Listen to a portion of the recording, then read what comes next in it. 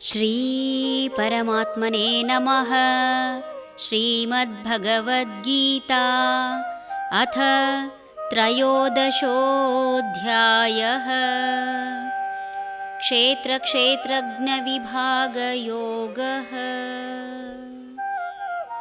ಇತಿ ಕ್ಷೇತ್ರಂ ತಥಾ ಜ್ಞಾನಂ ಜ್ಞೇಯಂ ಚೋಕ್ತಂ ಸಮಾಸತಃ.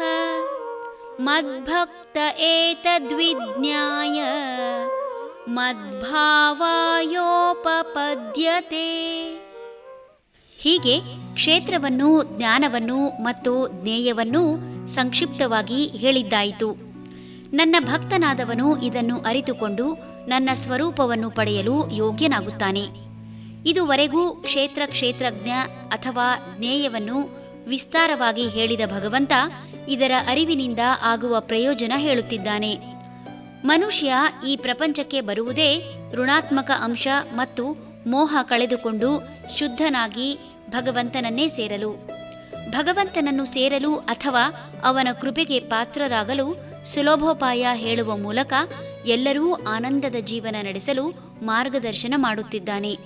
ಎಲ್ಲವನ್ನೂ ತಿಳಿದು ಅದನ್ನು ಆಚರಣೆಗೆ ತಂದು ಬದುಕನ್ನು ಬದಲಾಯಿಸಿಕೊಂಡು ಭಗವಂತನನ್ನು ಸೇರುವುದು ಅಷ್ಟು ಸುಲಭವಲ್ಲ.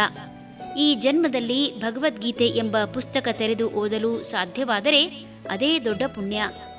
ಇಲ್ಲಿ ಭಗವಂತ ಹೇಳಿದ ಪ್ರತಿಯೊಂದು ವಿಷಯವನ್ನೂ ಜೀರ್ಣಿಸಿಕೊಂಡು ಯಥಾವತ್ತಾಗಿ ಸ್ವೀಕಾರ ಮಾಡಿ ಅದರಂತೆ ಜೀವನ ನಡೆಸಿದರೆ ವೈಯಕ್ತಿಕವಾಗಿ ವ್ಯಕ್ತಿಗೂ ಹಾಗೂ ಸಾಮೂಹಿಕವಾಗಿ ಸಮಾಜಕ್ಕೂ ಒಳ್ಳೆಯದು. ಸತ್ಯಯುಗದ ಕಲ್ಪನೆ ಮಾಡಿಕೊಂಡು ಅದರ ಆಗಮನಕ್ಕಾಗಿ ಕಾಯುವಂತಹವರಿಗೇನೂ ಕಡಿಮೆಯಿಲ್ಲ.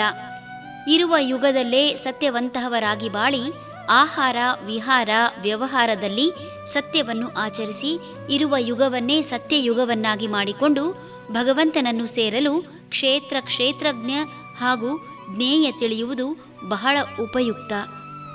ಹರಿ ಓಂ ತತ್ಸತ್.